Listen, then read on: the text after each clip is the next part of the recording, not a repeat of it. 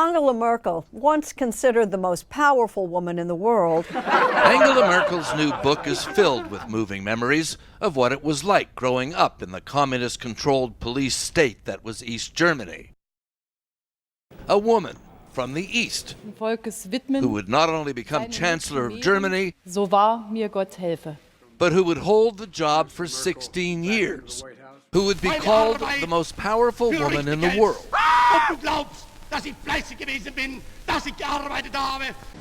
Among the more awkward memories, that first shocking, even embarrassing meeting with President Donald Trump. It occurred to you that he was fascinated with Putin and with politicians with authoritarian and dictatorial traits. Why did you say that? warum meine Hand Why he didn't want to shake my hand, that I have to ask him. I think he conveyed a message.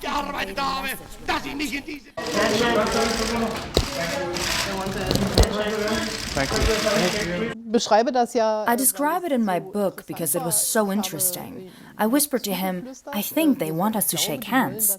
And at that moment, when I said it, I noticed that he wanted to convey a message. And I was quite naive. I left being convinced that multilateral cooperation would be difficult with Donald Trump.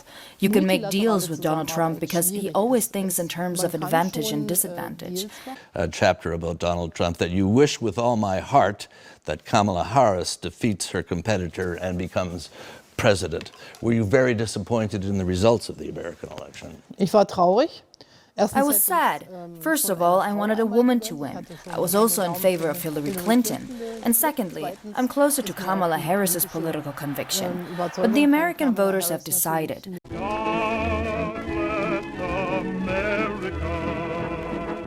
Merkel has come in for her own share of criticism since she left office. Her decision to allow more than 1 million refugees and migrants fleeing Syria into Germany is now often cited as a reason for the rise of the anti-immigrant right-wing political parties in Europe. Her decision to allow the German economy to become too dependent on Russian natural gas is seen as another reason for Germany's economic decline since the flow was stopped. She says staying engaged with Vladimir Putin seemed like the right idea at the time. Even an intimidating character at times. Famously, you don't like dogs, he'd bring his dog to the meeting. Do you think he did that in an intimidating kind of way? And how would you suggest people deal with him, especially as things are heating up again? I'm Donald Trump, and I approve this message.